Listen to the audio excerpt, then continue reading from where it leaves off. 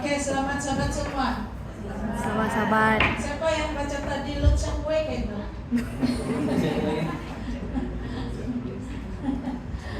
Terima kasih ya. Wah, saya gembira melihat anak-anak kita ambil bahagia. Bentuklah anak-anak kita, dia bilang semalam. Oke. Bentuklah anak-anak kita dari kecil lagi. Jadi biarlah satu hari nanti mereka akan menjadi tulang belakang untuk gereja ini. Terima kasih sebab hari ini kita berkesempatan sekali lagi untuk mendengar firman Tuhan. Kita penutupan kan untuk kumpulan umum. Saya ingin bertanya dengan kamu. Selama 6 hari 5 hari, oke, 5 malam kan? 5 malam. Apa yang kamu dengar itu setiap malam? Ada yang kamu dapat poin gak? Malam pertama, apa yang kamu tanam dalam pikiran kamu? Malam kedua, malam ketiga, dan juga yang last sekali semalam. Saya percaya setiap kita masing-masing ada yang kamu simpan dalam minda kamu dan yang kamu boleh ingat kemudian. Dan saya percaya bahwa kita semua diberkati dengan pelajaran yang telah diberikan. Hari ini tajuk terakhir untuk pelajaran kita ialah Sayang, aku hamil. Tadi yang telah baca dalam Mazmur 100 ayat 3, ketahuilah bahwa Tuhanlah Allah, Dialah yang menjadikan kita dan punya Dialah kita, umatnya dan kawanan domba-gembalaannya. Sebentar tadi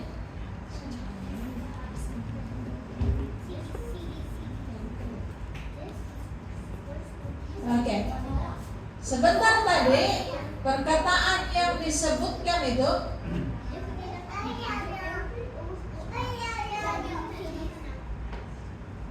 sama ada itu berita baik atau berita buruk.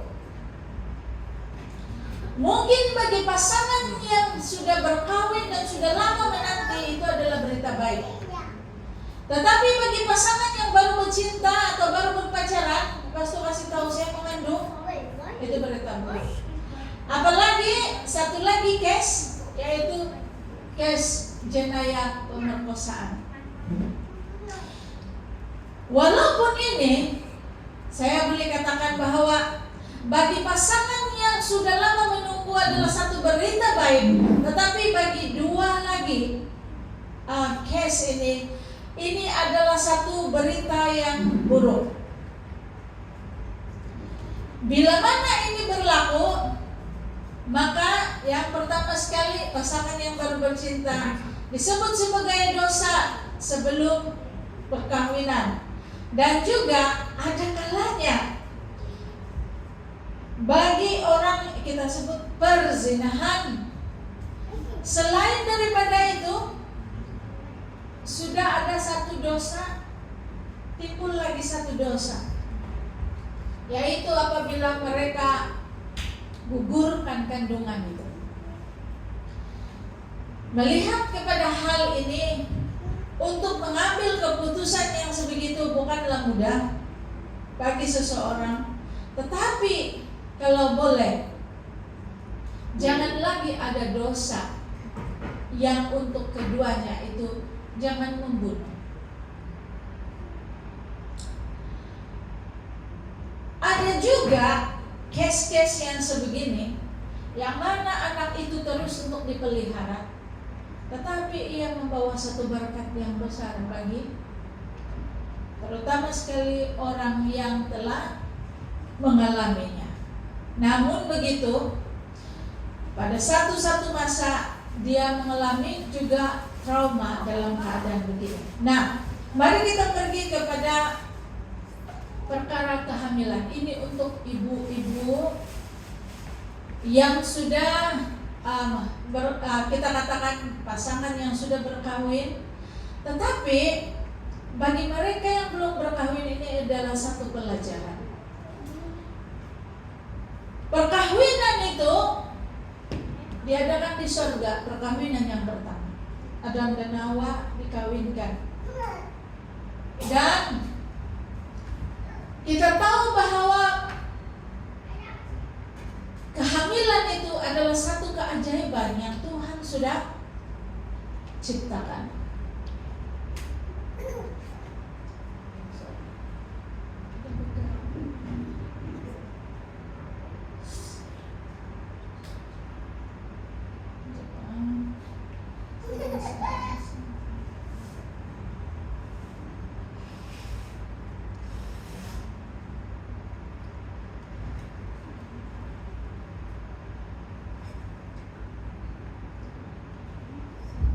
Kehamilan memiliki dua persyaratan. Yang pertama dari lelaki, yang kedua dari wanita. Hanya inilah persyaratan, dua persyaratan bagi kehamilan. Dan ini adalah pemberian Tuhan. Adam dan Hawa melahirkan apa kita sebut anak mereka di dunia ini setelah mereka keluar dari Taman Eden. Sayangnya seorang yang menurut segala apa yang Tuhan perintahkannya, seorang lagi melawan dan perintah Tuhan. Namun kita melihat bahwa kehamilan ini bukan sesuatu yang kita sebut sebagai biasa-biasa saja. Mungkin bagi kita, ini sesuatu yang kita tidak boleh ajar dalam gereja. No. Sebenarnya ini yang sepatutnya diberitahu. Kenapa Alkitab memberitahu? Kenapa Alkitab memberitahu? Dengan hal ini Tuhan sudah tulis. Oke? Sudah boleh katakan sudah termaktub even di dalam hukum sebelum untuk melindungi hubungan ini. Nah, mari kita lihat kekudusan bagi pasangan suami istri dan juga kehamilan. Kita boleh lihat ini dalam Mazmur 139 ayat 13 hingga 17. Sebab engkaulah yang membentuk buah pinggangku, menenun aku dalam kandungan ibuku. Aku bersyukur kepadamu oleh karena kejadian dahsyat dan ajaib. Ajaib apa yang kau buat, dan jiwaku benar-benar menyadarinya. Tulang-tulangku tidak terlindung bagimu ketika aku dijadikan di tempat yang tersembunyi, dan aku dirakam di bahagian bumi yang paling bawah. Matamu melihat selagi aku bakal anak, dan dalam kitabmu semua tertulis hari-hari yang akan dibentuk sebelum ada satupun daripadanya. Dan bagiku betapa sulitnya pikiranmu ya Allah, betapa besar jumlahnya. Tulisan ini ditulis oleh Raja Daud mengenai bagaimana dia memuji Tuhan atas kejadian dia, atas kelahiran dia. Dan saya percaya bahwa kekudusan di dalam keluarga, di dalam seorang ibu yang mengandung dan akan melahirkan anak. Kita melihat bahwa kita dibentuk dari rahim ibu lagi. Kita dibentuk, segala sesuatu adalah pemberian daripada Tuhan. Di dalam Matius pasal 5 ayat 27 hingga 28, kamu telah mendengar firman, jangan berzina. Tetapi aku berkata kepadamu, pada setiap orang yang memandang perempuan serta mengingininya, dia sudah berzina dengan dia di dalam hatinya. seks itu adalah suci. Mungkin orang pikir, oh ini benda tidak boleh, kita mau cerita benda ini. No. Dalam Alkitab memberitahu dengan jelas mengenai ini. Dan dia adalah suci. Sesuci sifat Tuhan sendiri. Kita tahu bahwa hukum 10 itu sifat Tuhan. Dan dalam sifat Tuhan itu mengatakan di sana, dalam hukumnya adalah apa? Salah satunya jangan berzina. Mungkin apa yang kita pikirkan ini secara negatif, tapi sebenarnya kalau orang dewasa, belia, anak-anak tidak didedah kepada hal yang benar, mereka akan diajar oleh media sosial. Apa yang diajar oleh media sosial? Perkara begini bukan sebenarnya untuk dijual beli. Kamu tahu sekarang pendidikan seks ini ataupun kita lihat ini semua dijual beli di mana?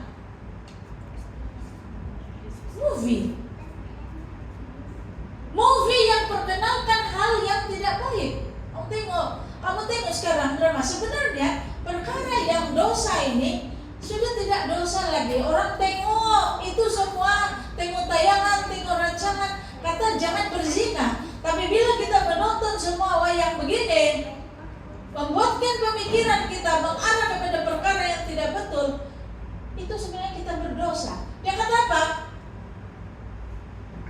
Kalau kamu memandang orang itu, kamu sudah ada berpikiran yang tidak bagus, kamu sudah berzina dalam hati. Sebab itu kita diberitahu, produk ini bukanlah jualan untuk para pelakon di panggung wayang. Dia kata, saya punya ini betul-betul. Oke. Tetapi sepatutnya ajaran ini diajar oleh ibu, bapak, pendidik Kristen, dan setiap pelayan Injil. Ini sepatutnya diberitahu.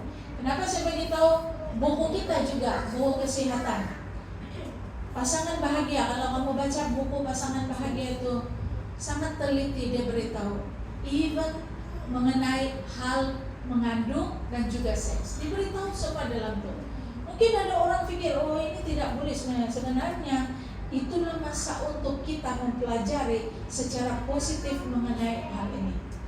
Waktu saya ingat, waktu saya umur masuk 13-14 tahun, ibu saya mulai mengajar. Ibu saya kata, kalau perempuan sudah umur begini, kamu sudah subur, kamu tidak boleh kena sentuh oleh lelaki. Saya berpikir, kenapa tidak boleh kena sentuh? Saya tanya ibu saya, yang sentuh itu macam mana? Kita tidak mengerti.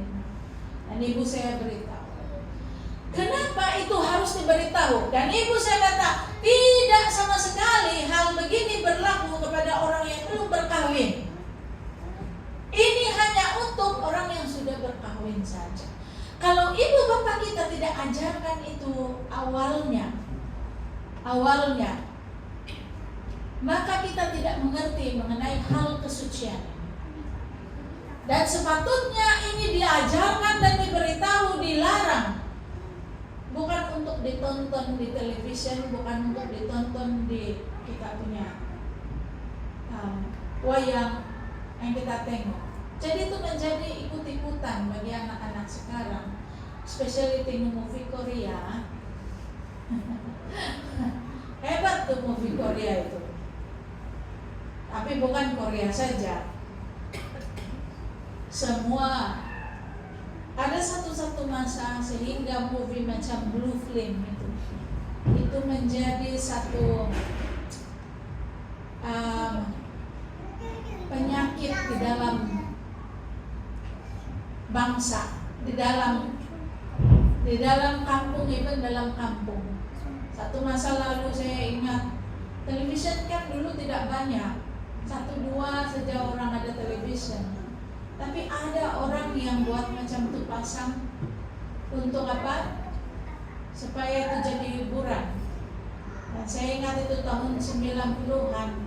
Waktu itu, hebat sudah orang tengok. Tapi itu sebenarnya dosa. Itu dosa. Bagi tahu kita, itu dosa. Apa yang kamu lihat, apa yang kamu tonton itu dosa. Bukan untuk ditontonkan, bukan untuk dilihat. Mari kita pergi. Konsep kelahiran manusia itu keajaiban luar biasa. Tuhan menciptakan Adam dan Hawa dengan tangan Dia sendiri, betul? Dan anak-anak lahir kemudian, ibu menjadi saluran untuk penciptaan yang ajaib ini. Ibu menjadi saluran di mana anak-anak dilahirkan. Ibu dan bapak ini adalah satu yang mana Tuhan kata, inilah yang akan melahirkan generasi yang akan datang. Tapi kita diguna saluran oleh Tuhan supaya apa? Ada penciptaan yang baru, ada penciptaan anak-anak. Nah, tetapi ada konsep lain yang merupakan mukjizat yang lebih besar lagi.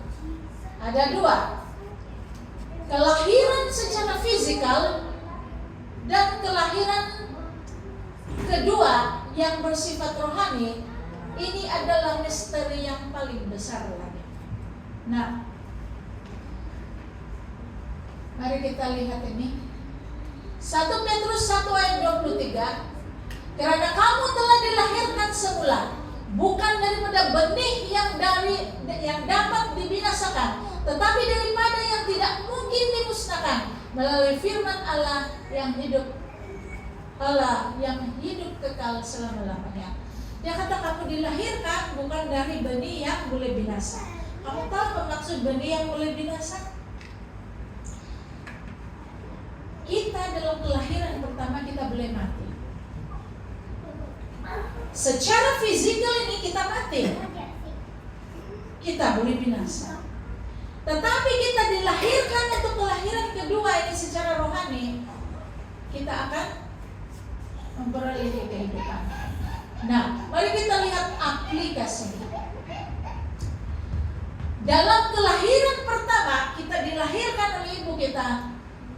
Ia memberikan kita hak untuk hidup secara fisikal. Tetapi kelahiran kedua memberikan kita hak untuk hidup yang kekal. Kelahiran pertama membawa sijil lahir untuk kita hidup selama lebih 70 tahun, 80 tahun. Itu kalau sehat. Tetapi kelahiran kedua akan membawa kita kepada kehidupan mungkin 70 juta tahun, atau dikatakan perfect number selama-lamanya, infinite. Ada 2 persyaratan untuk kelahiran ini. Kelahiran yang kedua itu ada 2 persyaratan. Yohanes 3 ayat 5 mengatakan, jawab Yesus, aku berkata kepadamu, sesungguhnya jika seorang tidak dilahirkan dari air dan roh, ia tidak dapat masuk ke dalam kerajaan Allah. Seperti yang saya katakan tadi, kelahiran pertama mempunyai 2 syarat. 1 sperm dari laki, kedua telur. Tetapi ini ada 2 persyaratan untuk kelahiran kedua, yaitu apa? Air dan roh.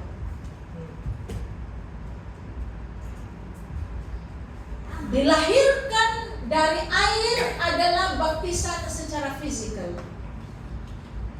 Semua kita menjadi Kristen, menerima Yesus sebagai juru selamat, kita dibaptiskan dengan diselamkan, di air.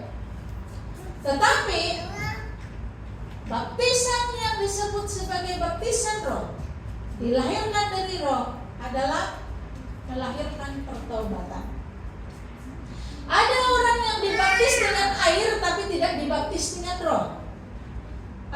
dia. Dia kena baptis air, tapi tidak perubahan hidup dia. Dia tetap begitu juga, walaupun sudah dibaptis dengan air. Tetapi dua persyaratan ini ingat. Kalau kamu dibaptis dengan air, tetapi tidak dengan roh, tiada keselamatan. Sama juga, tidak akan ada kelahiran apabila hanya ada satu saja, hanya sperm saja, tiada, ataupun telur saja, tidak akan berlaku kelahiran.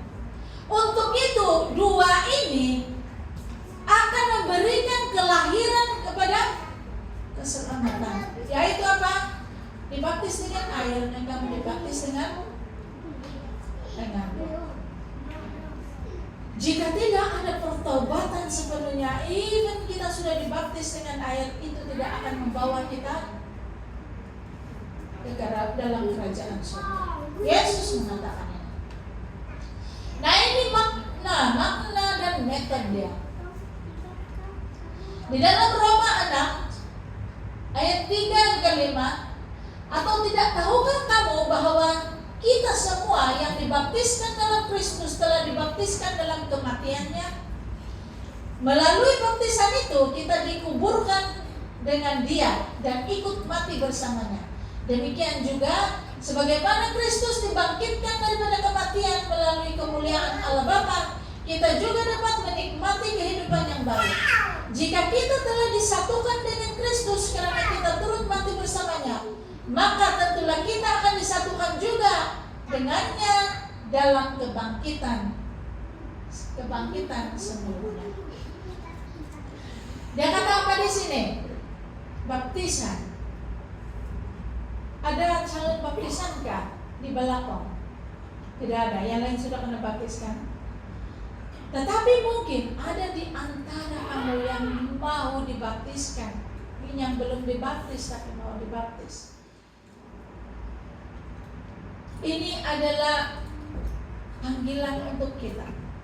Tetapi baptisan ini, apa metode baptisan? Bagaimana cara itu baptisan? Sebab ada orang yang kata saya sudah dibaptis, dan saya selalu tanya, bagaimana cara kamu dibaptis? Ada yang kata, waktu saya baby saya sudah dibaptis. Atau ada orang bilang saya dibaptis itu apa, kasih siram air. Tetapi bagaimana baptisan yang sepatutnya? Simbol baptisan itu apa? Kamu mati dan dibangkitkan bersama. Kalau dipercik, itu simbolize dia mati kah? Tidak. Kenapa kita mati? Saat kita masuk dalam air, kita menahan nafas atau tarik nafas dalam air? Tahan nafas. Untung juga pastor tidak bagi lama sedikit di dalam. Dan diangkat keluar dan kamu bernafas. So simbol dia ialah kamu mati bersama dengan Kristus dan dibangkitkan semua. Jika ada baptisan lain untuk disiram, kamu tidak ada simbol untuk kamu katakan yang saya mati bersama Kristus dan bangkit bersama Kristus. Jadi baptisan seharusnya tidak ada lain selain daripada baptisan Yesus sendiri, yaitu di mana Alkitab memberitahu dia telah diserahkan. Kita pergi kepada seterusnya. Karena baptisan adalah simbol pertaubatan, maka baptisan ini adalah bagi mereka yang sudah cukup dewasa. Bagi orang yang mengatakan saya baby lagi sudah kena baptis, baby itu tidak pandai bertaubat. Sebab itu ada dua perkara. Satu, syarat dia apa? Baptisan air dan juga roh. Yesus dibaptiskan pada umur dia 30 tahun. Saya tidak kata 30 tahun baru kamu mau dibaptis, tidak. Tetapi once kamu mengerti dan ada pertaubatan, Dan kamu tahu bahwa ada yang kamu harus rubah dalam hidup kamu. Cukup mengerti bagi anak-anak yang sudah mengerti, memahami, dan kamu boleh dibaptis. Dan kata di sini, baptisan ini bagi mereka yang sudah cukup dewasa dan mengerti apa itu pertobatan. Baptisan yang Yesus maksudkan ini bukanlah untuk bayi yang belum mengerti untuk bertobat atau mengubah gaya hidup. Yesus tidak pernah membaptis bayi. Ingat bahwa Yesus sendiri dengan murid-muridnya, murid-murid membaptis orang, orang banyak. Walaupun Yesus sendiri tandanya tidak pernah baptis, tetapi mereka tidak pernah membaptis bayi. Apa yang mereka lakukan bagi bayi ialah Yesus memberkati. Dalam Markus 10 ayat 16, lalu ia memeluk anak-anak itu sambil meletakkan tangannya atas mereka, ia memberkati mereka. So, penyerahan untuk bayi adalah untuk pemberkatan, bukan untuk dibaptis. Kamu nampak ada bayi yang dikasih masuk di air untuk dibaptis. Baik. Dan itu sebenarnya menurut Alkitab itu tidak sesuai, sebab bayi belum mengerti mengenai pertobatan. Seterusnya, baptisan melambangkan kematian dan kebangkitan, maka cara yang diselatkan menurut Alkitab adalah menentukan caranya. Kisah Para Rasul, ketika orang Ethiopia, ini cerita dia, lalu orang Ethiopia itu menyuruh menghentikan kereta itu dan kedua-duanya turun ke dalam air, baik Filipus maupun Sida-Sida itu, dan Filipus membaptis dia. Maksudnya kedua-dua yang membaptis, yang dibaptis, dua-dua masuk di air. So ini adalah cara yang telah diberikan dari dalam Alkitab. Nah, sebelum saya akhiri pelajaran ini, bagaimana yang disebut sebagai baptisan roh? Pertobatan yang sepenuhnya. Teladan yang luar biasa adalah Saulus yang telah menjadi Paulus. Bagaimana dia telah bertaubat sepenuhnya ketika dia dalam perjalanan untuk pergi ke Damaskus, di mana tujuan dia ke sana adalah untuk memburu pengikut-pengikut Yesus sendiri, dan dia mau menangkap dan memenjarakan mereka. Tetapi dalam perjalanan ke Damaskus, dia telah melihat satu cahaya yang sangat terang dan mendengar suara, Saulus, kenapa engkau mengenai aku? Nah, ketika dia melihat cahaya ini, dia buta 3 hari. Cahaya itu bukan cahaya biasa. Dan ketika itulah dia menyadari bahwa dengan siapa dia berbicara. Di sini ketika kesombongannya yang begitu tinggi, sebab dia juga seorang apa? Ahli agama. Kesombongan dia, akhirnya dia menyerahkan seluruh hidupnya kepada Tuhan. Roh setan telah digantikan oleh roh Tuhan. Saulus mengalami baptisan roh di dalam dirinya, sehingga dia mengalami pertobatan dan dia telah dilahirkan di dalam keluarga Allah. Saulus tidak pernah bertanya, Yesus, apa yang saya perlu buat? Yesus, macam mana saya nanti? Nanti kalau saya akan dibuang dari saya punya tugas atau kerja. Paulus tidak bertanya. Tapi yang dia katakan apa? Lord, apa yang saya harus perbuat? Apa yang saya boleh lakukan? Apa yang saya harus lakukan? Inilah pertanyaan Paulus kepada Yesus. dan bagaimana dia telah diubah kehidupannya kemudian. Dan ini adalah satu gambaran bagaimana seseorang itu diubah, dibaptis melalui Roh. Perubahan yang cukup besar. Kita boleh katakan 180 derajat. Perubahan yang totally different. Dia yang dulunya Saulus telah dipanggil, disebut menjadi dipanggil, ditukar nama dia menjadi Paulus. Dia tidak bertanya apa yang akan jadi dengan kerja Yakub, tetapi dia bertanya apa yang saya lakukan untuk Tuhan. Satu lagi teladan yang terbaik, yaitu Yesus sendiri. Setelah Yesus bertahun-tahun bekerja di bengkel kayu bapaknya, akhirnya dia meninggalkan itu dan pergi ke Sungai Yordan untuk dibaptiskan pada masa umurnya 30 tahun. Dan dia telah memulakan pelayanannya secara aktif. 30 tahun dia di bengkel. Buat apa? Dia tukang kayu. Akhirnya dia tinggalkan bengkel. Dia pergi dibaptiskan dan dia mulaikan pelayanannya. 30 tahun itu untuk 3 tahun pelayanan Tuhan. Yesus menyembuhkan orang sakit, membangkitkan orang mati. Yesus juga dibaptis dengan air dan Roh. Dia dibaptiskan walaupun dia tidak berdosa. Ingat bahwa ada berupa burung merpati yang menjadi apa? Simbol pada Roh Kudus. Inilah anak yang kukasihi, kepadanya lah aku berkenan. Yesus sendiri menurut perintah yang dia perintahkan kepada. Yesus sendiri menjadi teladan. Dia tidak cakap kamu harus dibaptis. Saya Tuhan tidak perlu baptis, tidak. Yesus menjadi teladan kepada semua harus dibaptis.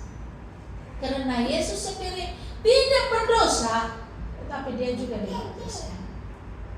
Nah, sahabat-sahabat semua, mungkin ada di antara keluarga kita yang belum dibaptis, masih belum mengerti, masih belum ada pertobatan. Pada 22 hari bulan minggu hadapan, kita akan adakan satu perayaan kesyukuran,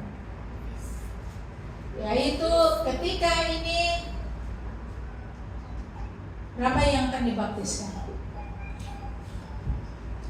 Mari kita sama-sama untuk celebrate mereka yang dilahirkan untuk kedua kalinya demi keselamatan, menerima keselamatan kepada Tuhan. Kehidupan adalah satu anugerah yang besar. Mari kita berhenti sejenak untuk memuji Tuhan karena kehidupan yang telah Dia berikan. Sebagaimana kita lahir dan hidup dalam dunia ini untuk kelahiran kembali, untuk kedua kalinya, kita dilahirkan secara rohani, memperoleh hidup yang kekal, hidup di kerajaan surga nanti. Ini adalah panggilan bagi kita semua untuk mengalami satu kelahiran baru dalam hidup kita.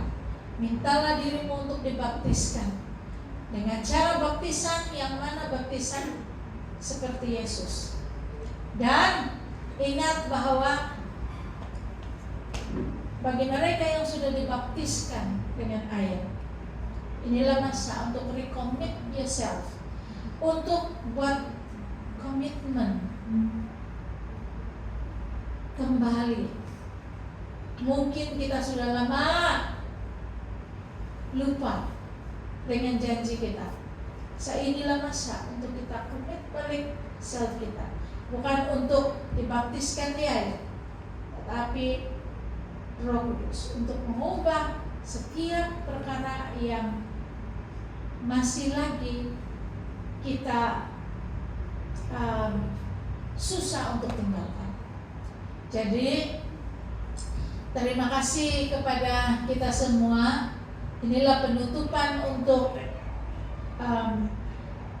kumpulan umum bagi Belakong. Saya ingin melihat kita semua supaya kita ada perubahan sepenuhnya. Saya berterima kasih kumpulan umum diadakan ini. Sebab ini saya melihat anak-anak kita didorong oleh Roh Kudus. Saya melihat anak-anak itu menyanyi bersungguh-sungguh. Saya sangat gembira melihat akan ada kelahiran-kelahiran baru di dalam gereja ini. Terima kasih karena Tuhanlah yang menjadi kita punya tombak yang menegakkan kita. Terima kasih Tuhan berkati.